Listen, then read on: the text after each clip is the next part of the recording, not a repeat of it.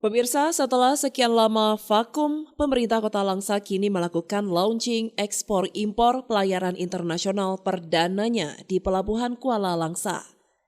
Barang-barang yang diekspor melalui Pelabuhan Kuala Langsa nantinya terdiri dari hasil pertanian, perikanan, dan perkebunan.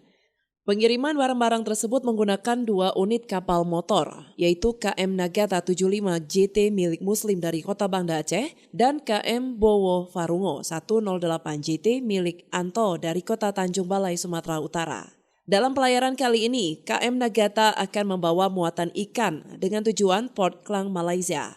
Sedangkan KM Bowo Farungo akan membawa hasil pertanian tujuan Lumut Port dan hutan melintang Malaysia. Kegiatan ekspor ke Malaysia dan Thailand ini merupakan perwujudan Nota Kerjasama Indonesia-Malaysia-Thailand Growth Triangle atau IMTJT yang ditandatangani dalam pertemuan tingkat Menteri di Langkawi 20 Juli 1993. Dalam nota kerjasama tersebut, Aceh termasuk sebagai salah satu wilayah prioritas kerjasama IMTJT.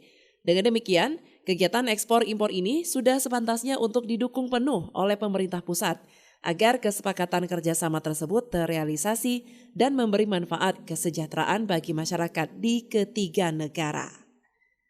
Pemirsa, PJ Wali Kota Langsa, Said Mahdum Majid mengatakan, kegiatan ekspor yang di-launching hari ini diharapkan berbeda dengan kegiatan ekspor sebelumnya yang dilakukan oleh para eksportir atau importir.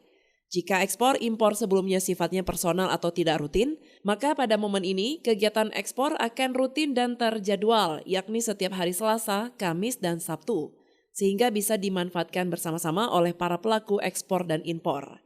Bahkan jika frekuensi muatan meningkat, tidak menutup kemungkinan untuk diadakannya ekspor-impor setiap hari. Said juga berharap agar dengan dibukanya kembali kesempatan ini, para pelaku usaha dapat semaksimal mungkin memanfaatkan pelabuhan ini.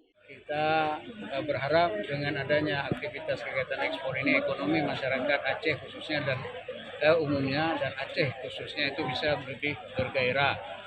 Jadi kita harap para pengusaha yang ada di Aceh khususnya silakan memanfaatkan ini, ya, memanfaatkan fasilitas yang sudah kita kembangkan dan sudah kita launching ini untuk bisa berkesinambungan dalam kegiatan ekspor impor hasil pertanian, perkebunan dan perikanan Aceh. Ini kalau frekuensi daripada muatan itu bertambah terus, ini yang semula direncanakan hari seminggu 3 kali, yaitu hari Selasa, Kamis dan Sabtu, mungkin bisa setiap hari. Artinya oleh para pemilik kapal sangat tergantung dengan frekuensi dan volume daripada muatan. Ketika muatan yang penuh bisa tiap hari. Dari Langsa, Seli Novita melaporkan untuk Puja TV Aceh.